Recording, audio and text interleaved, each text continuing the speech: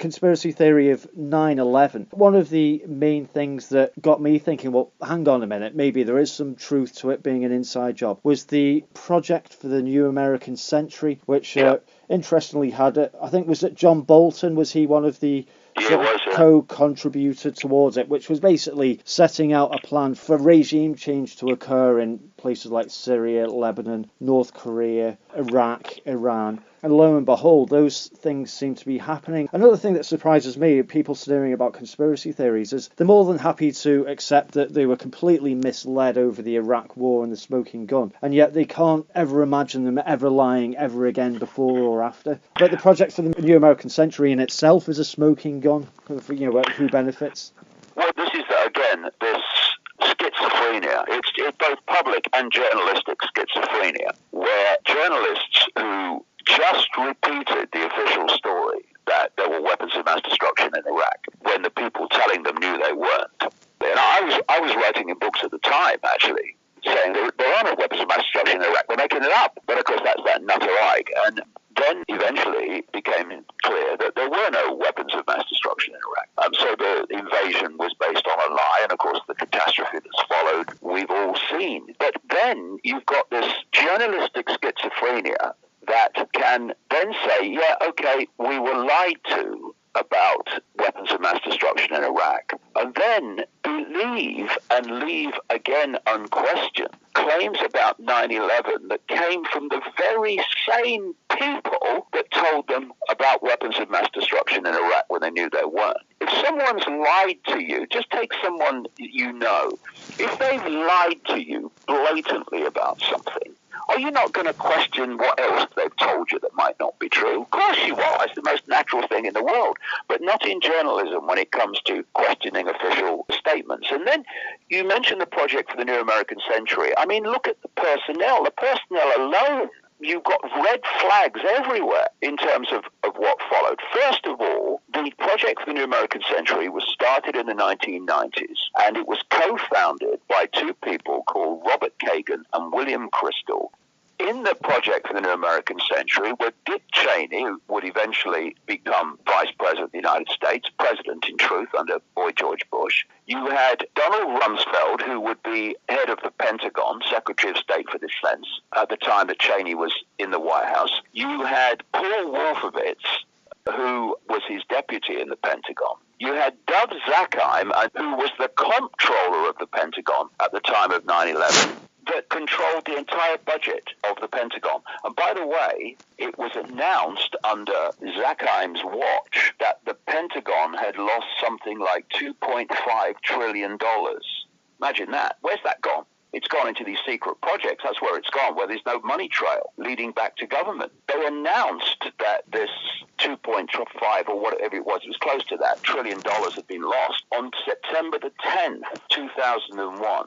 It didn't get a lot of reporting for obvious reasons because of what happened very soon afterwards. But that was just a coincidence, nothing to worry about. And this group of people wrote a document which was published in September 2000 calling for a regime change imposed upon by the American military in a series of countries: Iraq, Libya, Syria, Lebanon, Iran, North Korea, China. And then a short few months after that document was published, the people that wrote it came to power with the Bush administration in January 2001. And 9 months later, we had 9/11. Now, interestingly, in that document, a year to the month after the publication of that document, they say in the document that this process of regime change, what they call a process of transformation, would necessarily be slow, quote, absent some catastrophic and catalyzing event like a new Pearl Harbor. And a year after the document was published, America had what President Bush called at the time the Pearl Harbor of the 21st century, which then justified this so-called war on terror, which then started this series of regime changes in the Middle East, which has led to the present catastrophe. I track this every day. It's my life. But I have not, since September 11th, 2001, seen a single mainstream documentary that has questioned the official story of 9/11. That is so ridiculous. It has to be systematic rather than random chance. Another interesting story in regards to that. I've been putting on Facebook that this documentary about 9/11 and mentioning the Project for New America. A producer from the BBC actually got in contact with me saying, "Oh, I've watched it. I don't believe any of it. Anyone who thinks 9/11's an inside job is a head case, and I need to be careful." It's just a rather odd, the attitude there. But just to help readers, maybe, or listeners rather, open their mind in regards to conspiracy theories. I mean, they do happen. History's shown they've happened. I mean, Hillsborough is a one near to home where that was kept quiet for 30 years, until it was properly publicly exposed. Although the evidence was already out there. But it's the same with 9/11. The evidence is already there. It's just not being, the dots aren't being connected to show that the official story is just so full of holes it's untrue. The thing about conspiracies, I mean, I just ask anybody, go online or find yourself a dictionary and look at the dictionary definition of a conspiracy. It's basically two or more people getting together to conspire to manipulate an end.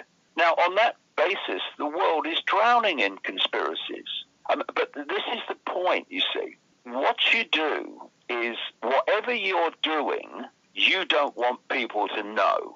And one of the ways you do this is by, A, ridiculing anybody that says you're doing what you're doing. Therefore, conspiracy theorists are all nutters. And or you make it illegal, or you make it a form of racism. So to say as a person is doing what they're doing becomes racist. It becomes hate speech. When it's not, it's called journalism, uncovering what someone is doing. So these techniques, because in the end, you see, it's a psychological game.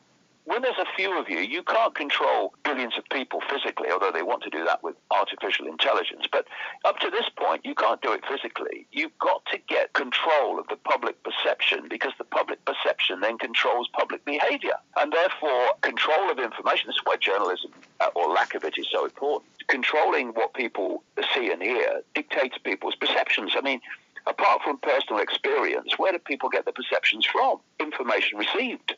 So you control that, you control perception. So, conspiracy theory, reflex action, you're a nutter. It is a reflex action because it literally reaches a point of psychological programming where it's the equivalent of pressing enter. That's why it's so quick. Oh, you're a conspiracy theorist, that's rubbish. What, would you like to see the evidence? Oh, no, it's conspiracy theory. And so this is an area that I focus on so profoundly, and that is pointing out the psychological manipulation of perception and how it's done, to point out to people why they think what they do and why everyone around them thinks the same. Because people say, well, everyone knows that. Everyone says that. Yes, because they've all been perceptually manipulated by the same program. Question it, and suddenly the everyone knows that is lying in pieces all over the floor because it's not no credibility. Repetition is one of the greatest forms of mind control. Repeat the lie, repeat the lie, repeat the lie. The lie becomes truth. This is how it works. People also don't want the hassle of challenging the norms because there's a lot of hassle that comes with it. The ridicule, the condemnation, the people thinking you're a bit strange. All this is just part of the course. It's part of the job of actually challenging norms. Most people don't want to do that, so they just repeat the norms and stay in the box, stay in the perceptual prison cell, which is how the few control the many. Well, I think you call that the postage stamp agenda, don't you? I think. The postage stamp consensus, I call it. Yeah. Oh yeah. Well, I think you were, until recently, I was within that postage stamp without realising it. So I'm glad to have stepped out. But I tell you, for anyone out there that thinks, oh no, I'd like to question things and I'd like to give my opinion, which is different to the norm, but what will happen? I tell you what will happen.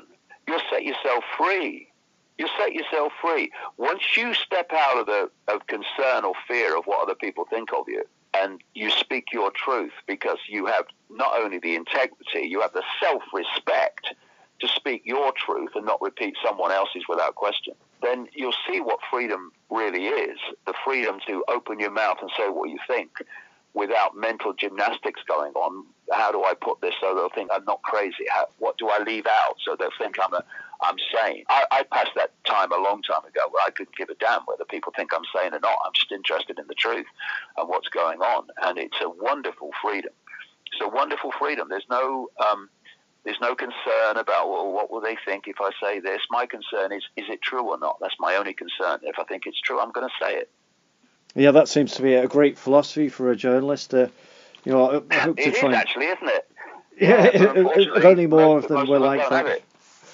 have it. You mentioned there, just in regard to racism allegations. I know you've suffered that yourself during the UK tour. This is nothing to do with anti-Semitism. It's to do with a much bigger agenda of silencing freedom of speech. So what you're looking at, therefore, is a spineless theme that appears through journalism, appears through venue owners, appears through members of parliament, that will not stand up for freedom of speech. And this is something that sickens me beyond belief, because what these organizations have done, there are many of them, and they operate worldwide under something the Israeli government calls the Hasbara, or the explaining. What they've done is weaponize the term anti-Semitism. So what happens is they have so weaponized it, they've made it such a term that generates immediate fear that people's backbones go when anyone mentions it. Oh, there's a problem with anti-Semitism. Oh my God, not anti-Semitism. But again, we're back to this question that's been a theme of this chat. Is it true? Is it true? Do some people hate Jewish people because they're Jewish? Yes, no doubt they do. And that's ridiculous. But that doesn't mean that every time the term anti-Semitism is thrown at someone that it's actually applicable and true and justified. In my experience, large number of times it's not, because at the same time these groups have appeared to weaponize anti-Semitism and use it as a way of silencing people saying things they don't want the public to hear. They've also widened in the last short number of years, 2016 I think, the definition of anti-Semitism, which has gone from hatred of Jewish people because they're Jewish, which, like I say, is a ridiculous thing to do anyway, to criticism of Israel. So a lot of these people in the Labour Party that are being targeted are not being racist at all. They're just criticizing Israel and its behavior and its treatment of Palestinians.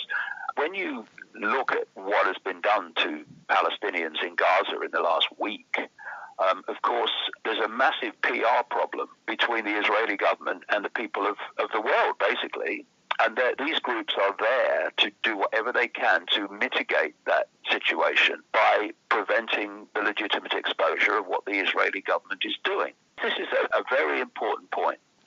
What they say when you talk about, you mention people who are Jewish, like William Crystal and Robert Kagan, Paul Wolfowitz, Doug Zackheim, etc., are involved in manipulation.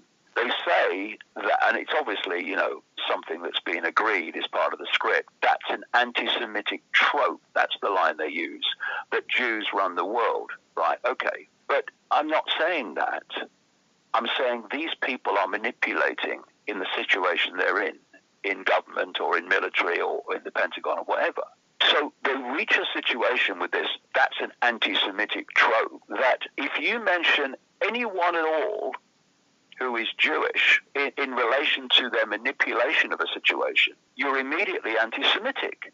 So it's a defense mechanism. You know this guy, Wadsworth, who's just been thrown out of the Labour Party, he indicated that a Jewish Labour MP was working, I think, with the Daily Telegraph, in cohorts with the Daily Telegraph to undermine Corbyn. So she said that's an anti-Semitic trope.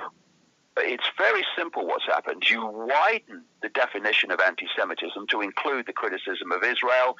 Anyone who criticizes Israel is now a racist. That's what's happened. They are there to police that weaponization of anti-Semitism. And people are frightened of them. They're intimidated by them. But you're talking to someone who isn't. Because they need to be outed. The truth needs to be told. And I'll go on doing so.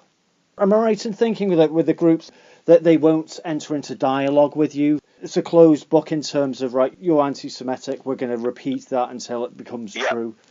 Yeah, it's just keep repeating the lie and people will believe it. I've had people on the so-called left in politics who said to me, you're an anti-Semite. I said, okay, where's your evidence?